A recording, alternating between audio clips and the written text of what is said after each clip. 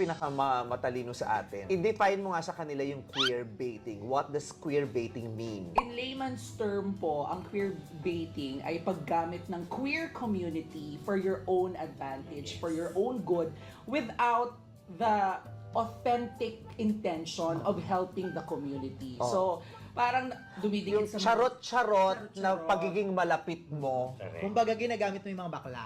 Yun. Ganon. Oo. Yung dumidikit kunyari sa bakla na chika-chika tayo, yung nang e-emote kunyari sa bakla, pero hindi naman talaga sincere. Actually, hindi lang lalaki.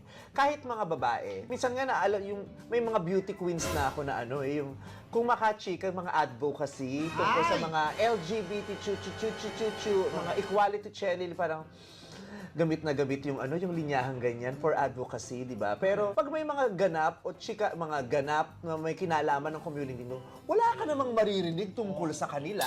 Pag sumagot, pak because the LGBTQIA+ community, community, and the equality of the community. Wow, ang ganda pa nga. Pag may pumutok na isyong bakla, quiet. walang opinion. Correct. 'Di ba?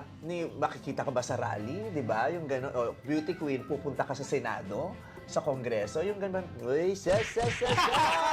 Gamit na gamit yung mga advo kasi ng ganyan. Kaya minsan gusto ko mambatok ng beauty queen. Nasaan yung narinig ko nung nanalo ka? Pakalanan mo na yan.